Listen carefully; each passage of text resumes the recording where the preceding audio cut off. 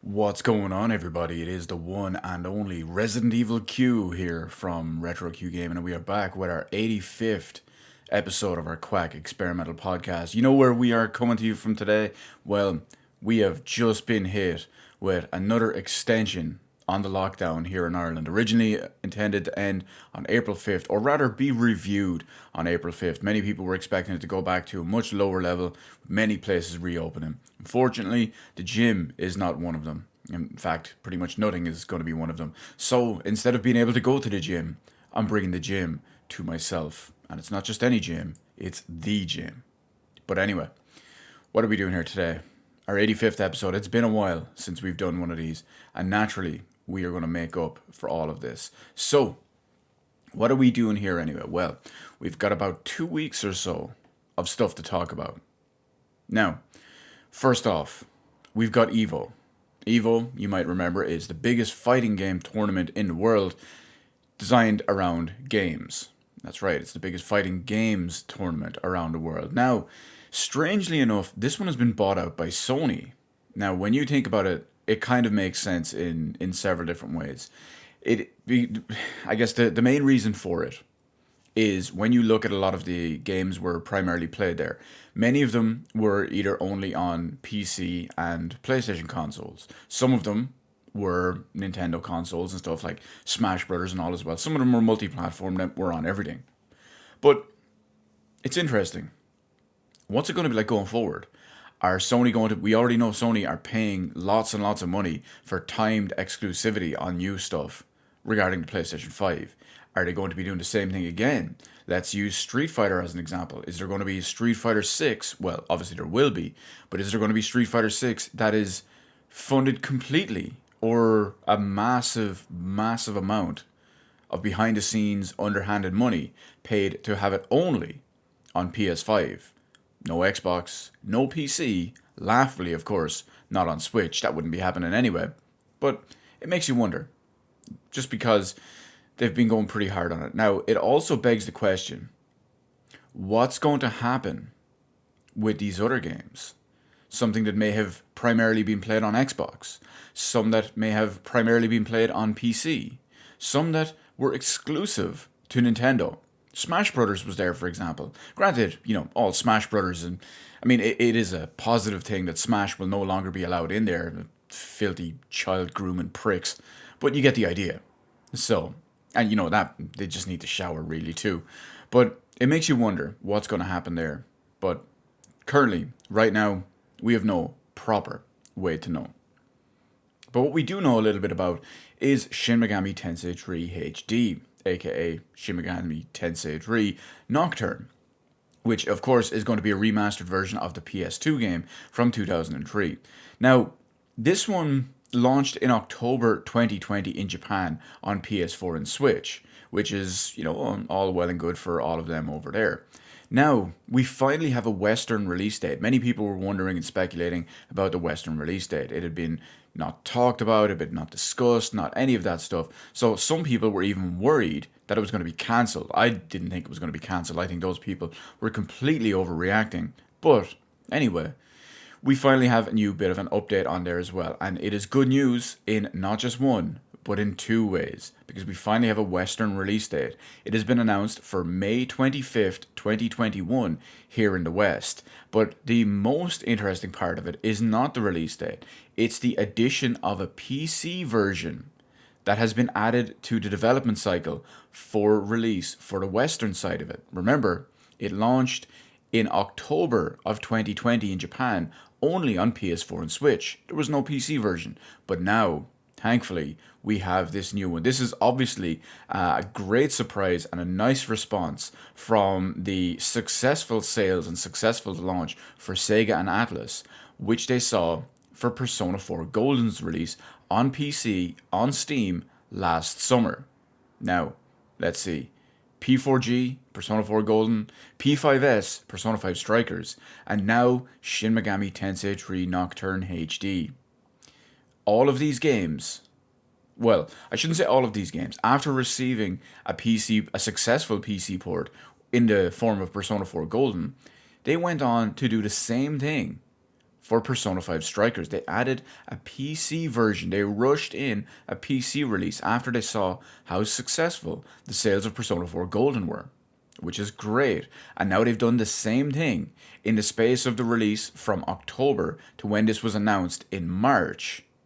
This is Shin Megami Tensei 3. Within those few months, they slapped together a PC port. I mean, close enough to the PS4 version, basically. That's how x86 works, but you get the idea. And now they're doing on that too. I've already got myself a copy on Steam, naturally, because I'm thankful I don't need to play a PS4 console version. As far as I know, actually, now the PS4 is completely useless to me. Originally, well, it's useless to me for new games, because originally this was the last conceivable game I would need to buy on PS4. But you get the idea. And that's not even factoring in the whole PS4 backwards compatibility on PS5. It's just literally a PS4 game. So you get the idea. Now, having said all that, Persona 4 Golden, Persona 5 Strikers, Shin Megami Tensei 3 HD Nocturne, bring on Persona 5 Royal. PC, baby. The way it's meant to be played. Now, speaking of things the way they're meant to be played, we have a huge segment to talk about next. This one's going to be some big stuff. I made a lot of notes on this next one. Many people were wondering if I was going to stream the event. Thankfully, I didn't. But you may remember a few weeks ago, Square Enix had their first inaugural Square Enix Presents stream. It was a 40-minute live stream covering several games. Now, the big thing about this was pretty much everything was announced beforehand. They announced basically everything that they were going to show off and everything, all that stuff in there too. So if you went in expecting other stuff or anything different, go back to Clown World. Many YouTubers out there are clickbaiting everything, but they're clowns anyway, so you get the idea. Now, back on here, what are we talking about? So, you know what? I'm going to need to take these bad boys off because I have a lot of notes to read in here. So, anyway, there was a big push on Outriders, which is kind of funny because the game is going to flop so hard. The game has since released, since the time of this, and obviously I'm a little bit delayed on this one. But yeah, the game released, it's been pretty poorly received, it's been pretty flopped, it's been massively server issued and all as well, the usual kind of bullshit that is for a modern game. I don't know why people expect it any better. It's made by People Can Fly. Says it all really right there. Polish studios have really fallen off in what they deliver in quality, I guess, these days. Between Techland, between CD Projekt Red, People Can Fly. Although technically People Can Fly have never made a good game that I'm aware of. The closest thing they did is made a superior port of a good game. They made the PC version of the original. I was going to say Devil May Cry. They made the PC port of the original Gears of War, which is the definitive edition of the way you can play Gears of War. Forget the Ultimate Edition on Xbox One, forget the Ultimate Edition on PC. The original PC copy is the definitive way to play the game. Trust me, as someone who's put so much time into Gears of War, it's coming with my recommendation, so you know it's good. Anyway, back to what we have on here. Yes, so the demo for many people, for Outriders, for example, it pulled a dark void on people. If you're not familiar what that is, because everyone plays the demo and hates it. Basically, back in the 360 and PS3 era, Capcom I'm pretty sure it was Capcom, were putting out a game called Dark Void, and it looked kind of interesting. Then the game demo came out pre-release, and the sales were the game was panned because of the demo. Cancelled, pre-orders everywhere, and the game was forecasted to sell half as much after the demo came out. And it went on to sell significantly less and flopped massively, even on top of that. So, yeah. Now, that's it for Outriders, pretty much. We also have the 2021, which is the 25th anniversary of Tomb Raider. Square Enix went to detail some of the upcoming stuff that they have regarding Tomb Raider, including the Tomb Raider anime coming to Netflix, a crossover with Ghost Recon Breakpoint, crossover with Fortnite, a crossover with Final Fantasy Brave Exvius on mobile. They've also they're coming out with a Tomb Raider cookbook, a digital bundle, a definitive survival trilogy, which is all three of the Reboot games, is now available. They're not enhanced for current generation or anything new. It's just an easy way, cheaper way to buy the entire thing. There's a couple of other bunch of mobile crap that they included in here, like Just Cause Mobile and shit like that. Completely skipping over all of that just because that's what I do. They've also come out with Darius Cosmic, and that's COZMIC from what I can remember, and apparently what I wrote down here. So they've got Darius Cosmic Revelations for Switch and PS4. Bubble Bobble 4 Friends is finally being ported to PC. I believe it's already out on Switch and PS4, and it's now being ported to Steam. They have more Avengers stuff as their next big focus in here too, including detailing some of the current gen upgrades. They showed off some of the Hawkeye stuff from an upcoming patch, as well as the future Black Panther. I wrote in blank Panther here.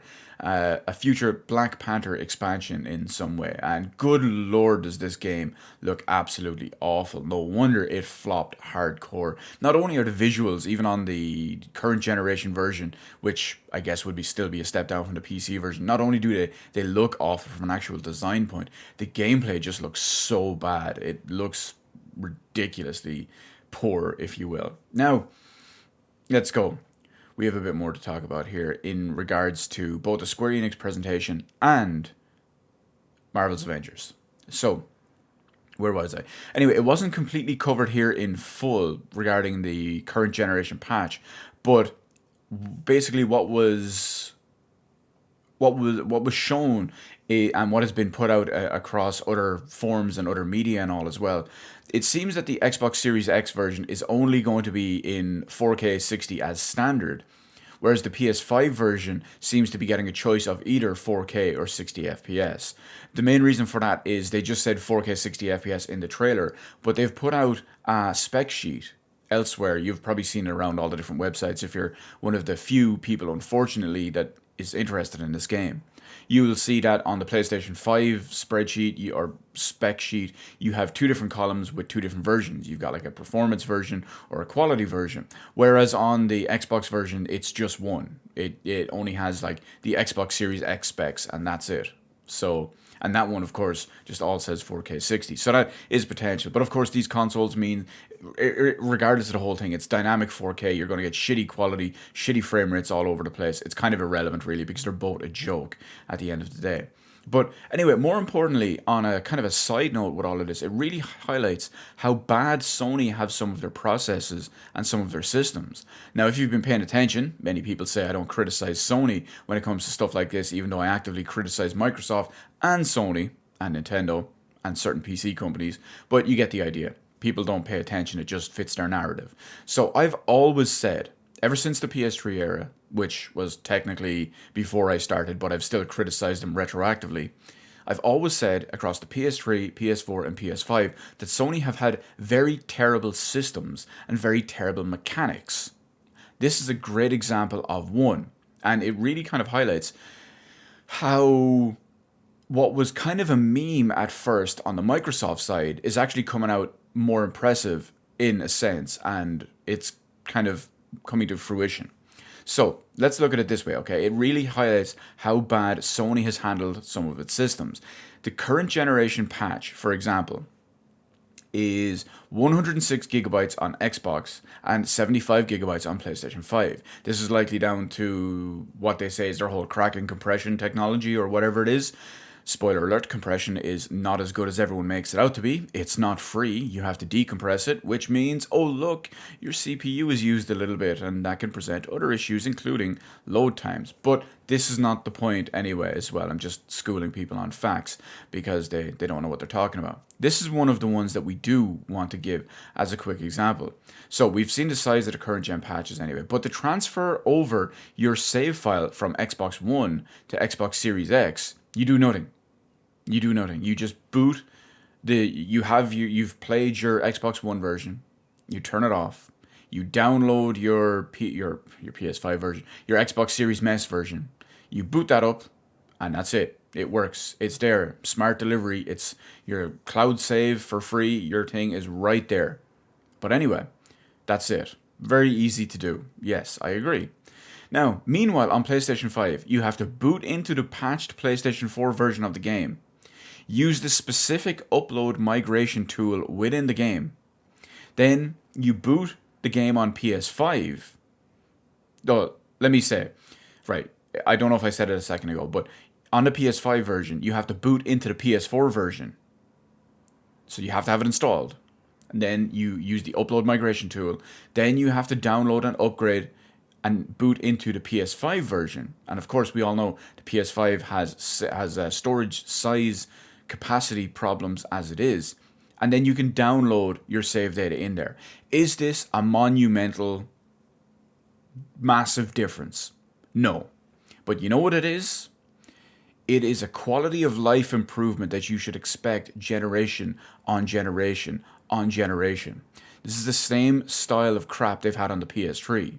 Microsoft have solved this. They've finally caught up with Steam from about 15 years ago. But you get the idea. It's a problem in a way. It's seamless for Xbox, like we've had on, as I have here, we've had on PC for over a decade. It's painfully extra. Remember, it's not extremely painful. It's just the fact that it's an extra inconvenience on the PS5, just like it was on the PS3 and PS4. Now, it's not a major inconvenience, but where is the progress? It's supposed to be a new gen. It's supposed to be improvement on everything, not just new, fancier visuals, shinier graphics and all as well. You're supposed to be improving on the past, not keeping the same thing exactly there. Anyway, let's move on to more of the stuff in the Square Enix Presents stream. Now we have Balan World, which is another game that pulled a dark void with the demo as well. First off, the game always looked bad when they announced it first and all too. Then the demo came out, it got absolutely panned. The game has since come out, since what this was announced at, and by the time I'm making and you're seeing this, the game has come out. The game has been panned. Enough said. We all saw it coming. Thankfully, they'll keep away from shit like that in the future. There's not much to say about the game anyway, other than all of that. But we do have a big segment with this one here. Now we have, where am I? Oh, there we go. We have a new Life is Strange game. Of course, they did mention that there would be the new entry revealed in this stream that they had, and it's called Life is Strange True Colors. Now, this one is developed by Deck 9, which are the studio who developed Before the Storm. It's not the ones who developed Life is Strange 1, it's not the ones that developed Life is Strange 2, it's the ones that did Life is Strange Before the Storm, which is arguably a good thing, because, well, I won't say arguably a good thing, it is factually a good thing, because Before the Storm is a very, very good game. But, in some ways, depending on who you ask, in which case we're obviously just asking me here, Before the Storm is arguably the best Life is Strange game. So this has a lot of potential based on that. And I don't know if anyone knows, but I remember talking about it a few weeks ago, that it was, the Square Enix now hold the IP and license and all to Life is Strange, so they can give it to whoever they want. And they had currently, it was officially but unofficially because there was no new announcement of a game or anything, but currently they had staged Deck 9 as the studio behind it. Obviously you've got the likes of Don't Nod, who have gone off to work with Microsoft for Tell Me Why and stuff like that. So officially Deck 9 were put on Life is Strange, and now we've seen that that's come to fruition in a way. I've said that several times this week. This is kind of strange. Anyway, let me see where we are. Oh yes, so they showed off a little bit more about it here too. It somehow, of course, if you've played either of both Life is Strange and Before the Storm, it somehow has characters from Life is Strange Before the Storm and the world included in there. Specifically, it has Steph, but you know, Steph is great. Alex, who is the main character, she has a new power, unlike any of the ones from previous games as well. This one is, her power is she can sense and sometimes visualize or feel other people's emotions. She can see and feel their aura/emotions and understand why, depending on the power of it. So she can understand why they're mad, why they're sad, why they're whatever it is anyway.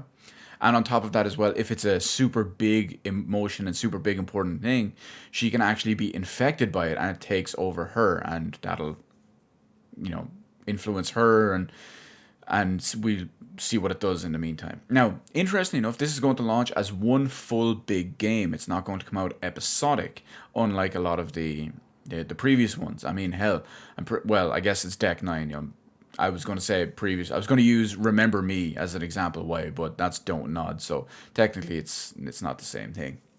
But it's going to launch all as one big game. However, it's also full price, unlike all previous of these episodic Life is Strange style games. Even if you bought the big pass that would have all of the episodes and maybe some bonus content, it still wouldn't even cost full price of a regular game.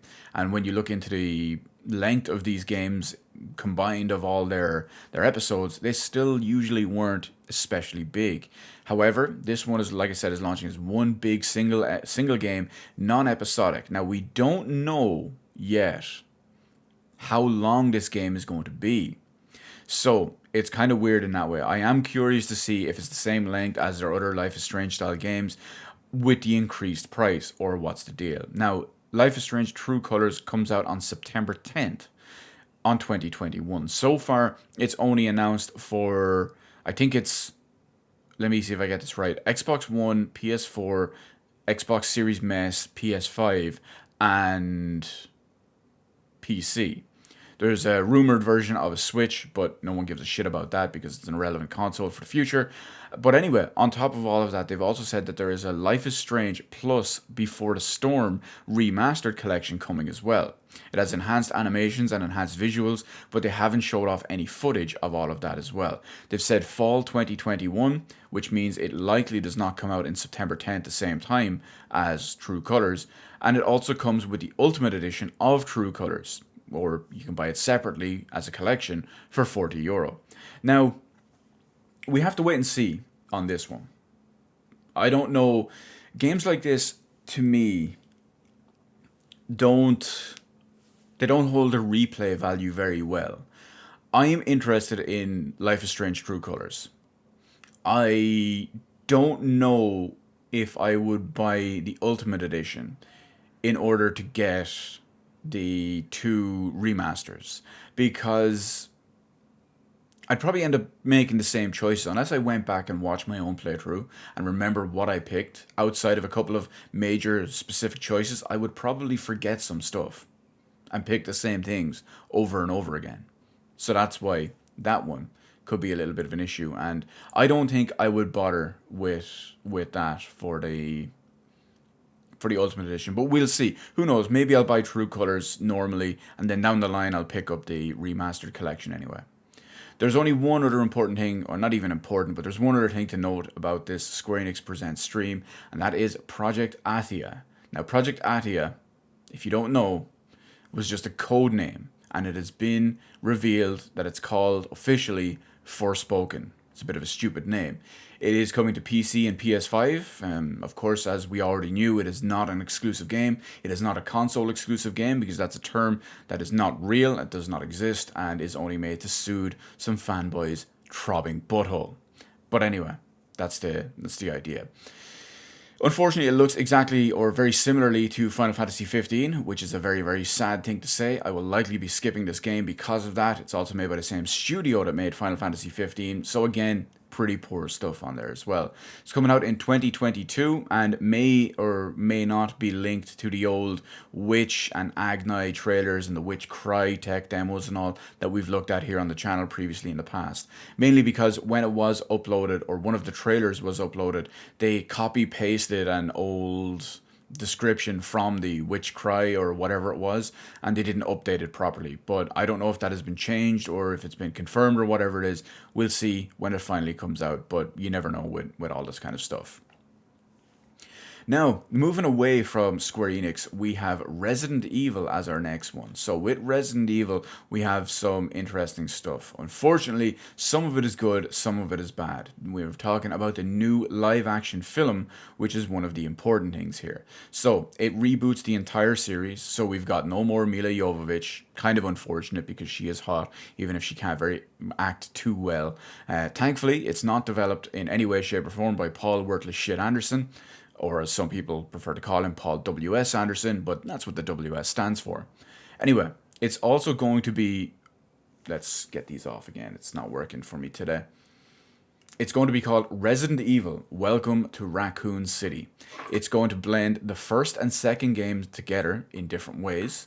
It's going to be set in 2 locations across one fateful night, which is strange because Resident Evil 1 and Resident Evil 2 don't take place at the same time. They do take place similarly or close enough together, but not in the same night. It's going to be, these two locations are going to be the Spencer Mansion from the first game and the police station from the second game. And I have the same thing here, that these two things didn't happen at the same time in Resident Evil game lore, but I mean, I guess we have to make some sacrifices. It will include characters including Chris and Claire Redfield, Jill Valentine, and Leon S. Kennedy.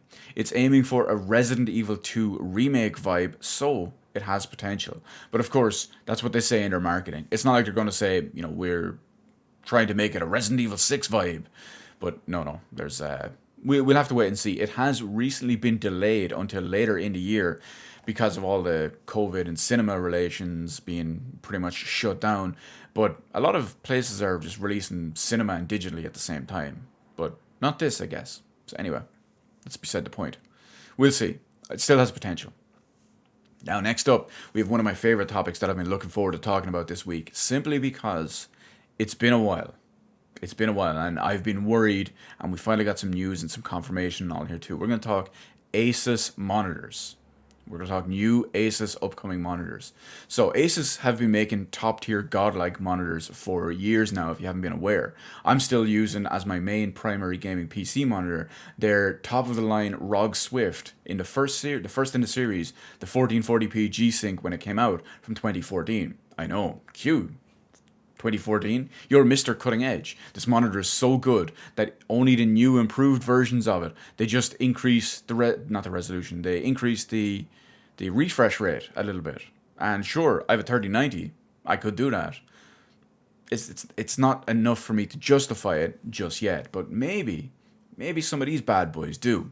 Anyway, they've been making these godlike monitors for years now. So, including two recent new great additions within the last year or so, one of which was from CES 2020, one of which is from CES 2021. And it seemed like the 2021 model was a refreshed and lower spec version of the original 2020 model. Now, we're going to have a lot of acronyms and a lot of letters here, so hopefully you can keep up. I'll try to keep it as succinct and I'll try to keep it as individual as possible. So, the 2020 model actually never released. It was planned for launch in 2020 at some point. They said Q2 originally, but it suffered numerous delays over the course of the year, either because of COVID or part shortages or just something else in general. It was much higher spec, and of course, most importantly, it was the one that I wanted because I'm a top tier guy kind of guy. Anyway, top tier guy kind of guy. Sounds like it. Yeah, I can roll with that. Anyway. So, the 2020 model was the PG32UQX, while the 2021 model was the PG32UQ. They're both 32-inch monitors, 4K native resolution at 144Hz. So, real quick, I do want to point out here that the difference between the two different models was only an X, essentially. There's the UQX and the UQ. The QX model being the higher end one, because of course it is. It has an X. It makes it sound cool. So the QX had better feature set. As we've said, it is the better monitor. It has this superior native G-Sync module, and most importantly, arguably, it has HDR 1400. You might remember that the two modern consoles only use up to HDR 10, aka HDR 1000. Granted, the Dolby Vision is being worked on for the Xbox side of it, but that's the beauty of 1400. It's designed to increase above the variables of Auto HDR, obviously, and of Dolby Vision. Anyway, back to our point here on our feature set. Whereas the regular UQ model only has the inferior G-Sync compatible, aka it does not come with a G-Sync module in the monitor, and has the inferior HDR 600. I keep saying I don't know why, I don't even have them in here. The QX model has DisplayPort 1.4 for top-end PC support, which is what you should be using, and it has 3 HDMI ports. However, it is all HDMI 2.0, which means that if you were to say have a PS5 or an Xbox Series mess, you would have to set it to 4K 60. Instead, where I lost my notes. Yes, you'd have to set it to 4K 60 or 1440p 120 or well, I guess that's just in the Xbox because the PS5 doesn't have that support. Or you could set it to 1080 120 for PS5. Now, even though these games on these consoles aren't hitting 4K 120 FPS, hell, most of them aren't even hitting 4K 60 a lot of the time, it's still the signal output the console, even if the internal render resolution of the games is different and lower. So that's why it presents a problem. It's like, oh, well, I don't play any games at 4K 120 hertz. It doesn't matter. If you were to set your console to that, it would have the signal output, which is where the problem would come in. But the Q model, which remember is technically the lower spec model, it actually has the same DisplayPort 1.4, so you can do your 4K 144 hertz, just like you can on PC, of course, which is pretty much the only one that will do it. But it has two HDMI ports, which are both HDMI 2.1. So, in theory, you could plug your PC into the DisplayPort, get your 4K 144 hertz, and both consoles at the same time, and you could all set them. I guess in the consoles it would be 4K 120, whereas you could set the PC to 4K 144. So you get the idea. Now, here's the big issue on top of this. A lot of people were worried about this last year, myself included, when it came to the UQX model, because that was the only one that existed at the time. Pricing and availability. We know that the UQX has been delayed for at least 6 months from its original time to launch. Hell, it's been delayed. It's a year at this point. It was supposed to come out last April. So you get the idea. But there was never a price given on it. So, like I said, originally it was supposed to come out in 2020, but had all these delays.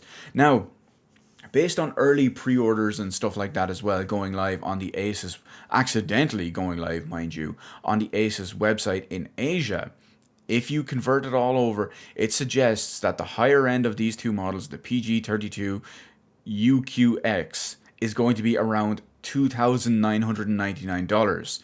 That's a big oof, because a lot of people would just buy a high-end TV at that point. Granted, you're going to get a different feature set. You'll likely get no proper true G-Sync module. You'll just get the compatibility on it. You'll get an OLED screen instead of whatever we have in these ones. You'll get the inferior version. You'll get HDR 1000, aka HDR 10, but you'll also get a much bigger screen size. It's something like you'll get a 45-inch or a 50-inch, 55-inch, whatever it is. Hell, at $299, you'll get a 65-inch kind of thing and a good high-end TV screen. Granted, a lot of that is, if you ask me, too difficult to use at a desk as a proper screen. In fact, I'm still trying to figure out what the best screen size would be. This monitor, this ROG Swift monitor I have in front of me right now, is a 27-inch monitor, and it feels too small. On my left here, I have a 32-inch monitor as well. This one also feels a little too small. I think 40-inch would be too big to use as a proper monitor. However, it's very difficult to find something with good spec and that I would consider buying at between 34 to 37-inch. I'd have to see them in person and get a good feel of how they go. I think 37-inch might be a little bit too big, but I don't know if 34 would be enough. That's why I'm somewhere in between them. Anyway, back to our point on here too. Well, where were we? Oh yes. The regular Q model should be a little bit, should be a good bit cheaper since it's a lot lower spec in the expensive stuff. It's got much lower screen because of the HDR. It's got much lower screen and backlight because of the HDR. It has no proper G-Sync module and all as well. So those are the two big ones that will drop the price a good bit. However, there is no price or release date when it comes to the Q model.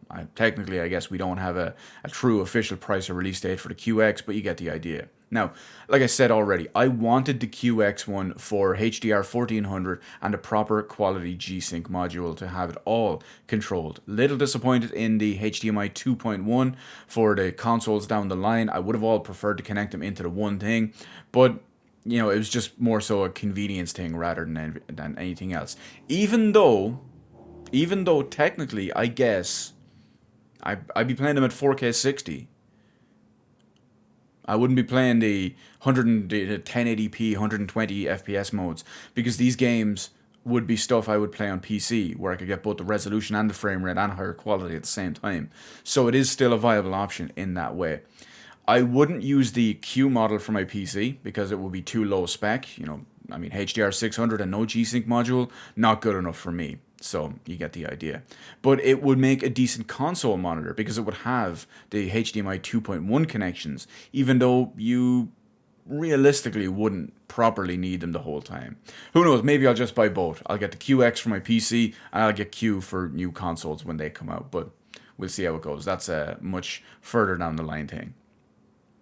But next up, we have Xbox Live. Xbox Live, what are we talking about this time? Oh yes, after Microsoft tried to double the price recently of Xbox Live Gold and it backfired famously, and they reverted it after massive backlash less than 24 hours later. They said that down the line, free-to-play games would not require a paid subscription on Xbox Live, or paid subscription of Xbox Live Gold to play, because Xbox was the only platform where free-to-play games required a paid subscription. So they weren't really free-to-play because you still needed to pay a separate sub to play them.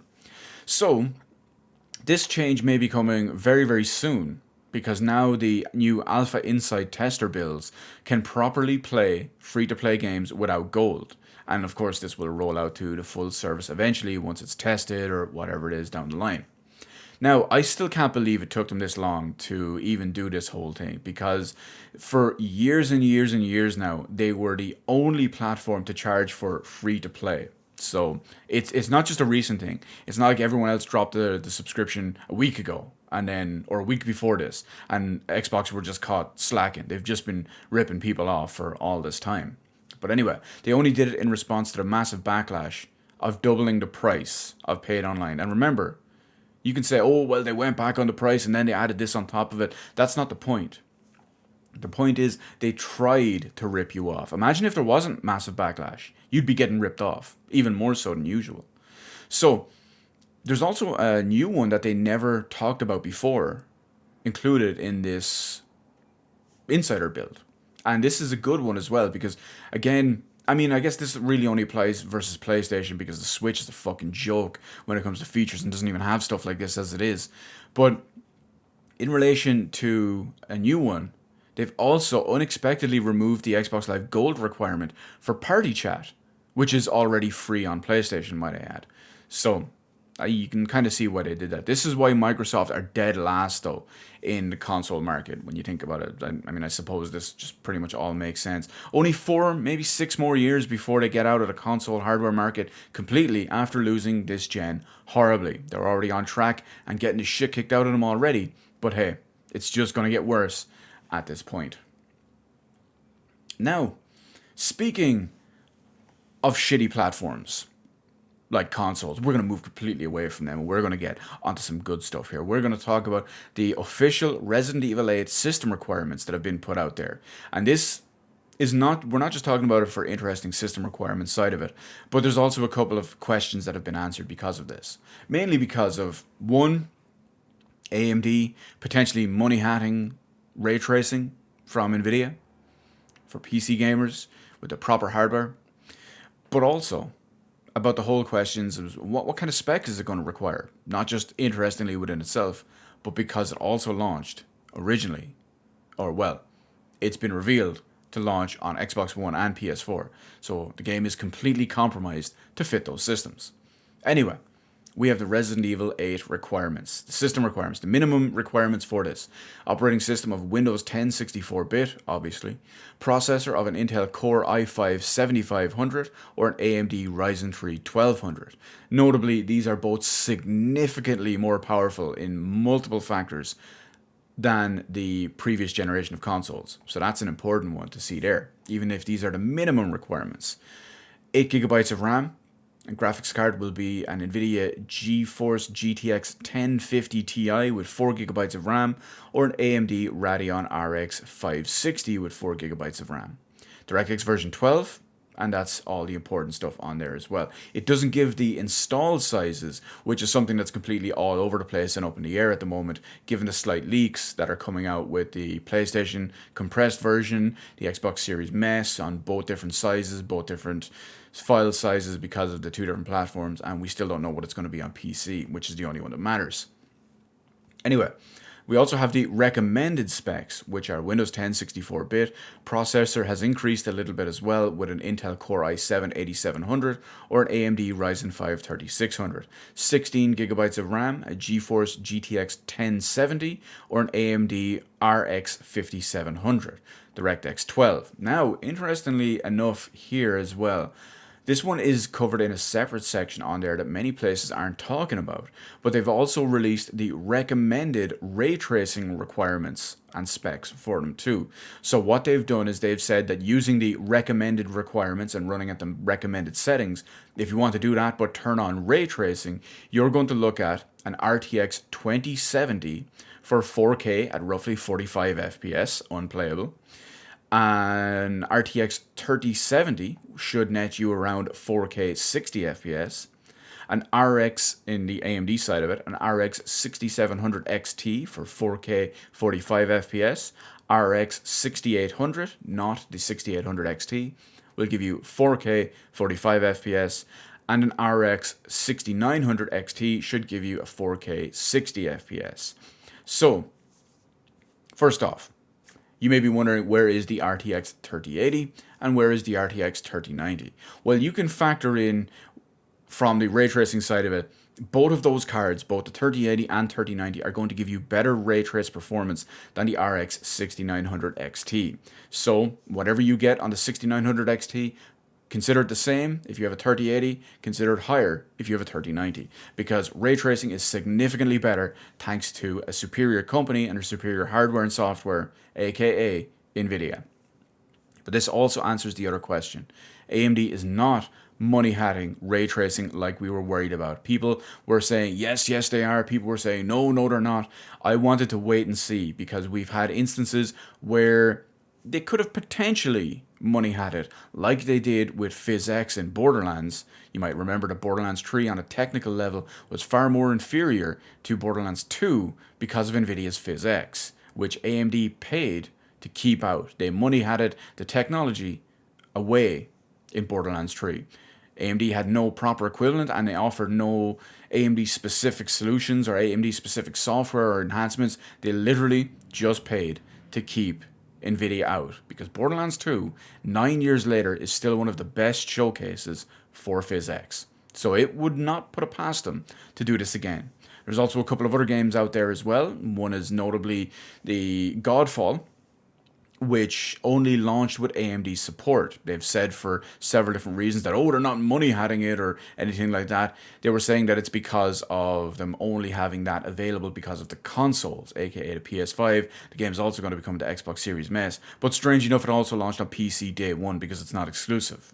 So they have no excuse. They're just, shitty devs or shitty whatever it is. Questionable stuff. So there's no surprise that they could have potentially done it. But they didn't, so we'll see. But speaking of ray tracing and AMD, Cyberpunk 2077 has finally got support for AMD-based ray tracing GPUs 3 months after launch with patch 1.2. Now, the big question on everyone's mind was always how this is going to go, because AMD doesn't properly have dedicated hardware for ray tracing. It's built into the standard compute units. It's not the proper ray tracing and tensor cores like you have on Nvidia hardware, which has dedicated actual hardware for it, rather than factored into the existing stuff. And of course, as we've seen so far, AMD's RDNA 2 based RX 6000 series GPUs have been absolutely awful when it comes to ray tracing. Anyway, what are we looking at on here from the ray tracing side of it for Cyberpunk from AMD now that it's finally fully supported? So, when you couple the poor optimization for the game as well as how demanding it can be in some ways, oof. And of course, for those people with low-end GPUs and all and don't mind sacrificing visual quality for frame rate, well, AMD doesn't even have their own version or own optimized DLSS alternative. And chances are when they do, it's just going to be some type of software-based, what do they call it, AMD Fidelity or whatever it is, because they don't have proper hardware and will not be using machine learning. It's just all software. Bad times. Bad times. Anyway, there's no easy way to upscale to get the performance on there. But anyway, let's go. We have some real quick early benchmarks that have been run. So, using the RX 6900 XT, the €1,000 best GPU that AMD has to offer, which is still inferior in practically every way to anything NVIDIA have to offer. 4K Ultra with ray tracing turned off turns in an average of 44 frames per second with a minimum of 28. If you use 4K with medium quality and medium ray tracing, it plunges down to first off, 44 FPS average is unplayable as it is, but it plunges down to 17 FPS average, 13 FPS minimum. That's console level frame rates, lads, right there. That's bad. And if you put it on to 4K with ray tracing at ultra, actually, you know what? This one where I got these notes, it was unclear. 4K ultra ray tracing off, 44 average, 28 minimum. It says 4K ray traced medium. Now I'm assuming that's 4K, right? We're gonna give them the benefit of the doubt.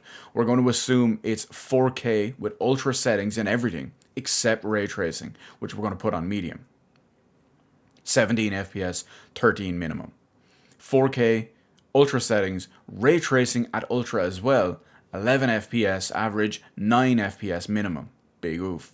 We'll move down to 1440p as well because that's an increasingly popular one, especially if you want proper frame rates.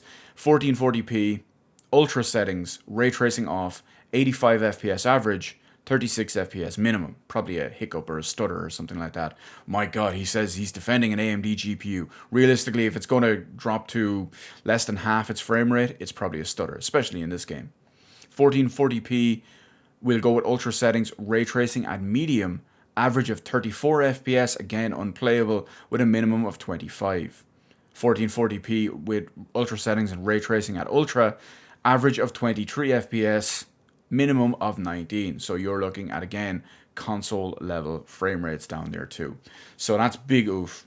AMD, useless. They've already sat out this generation, not just because of the whole paper launch thing, where they even took shots at NVIDIA over the 3000 series launch. They said their one won't be a paper launch, and then you know what they did? They came out and made a worse launch with worse GPUs. Awful stuff.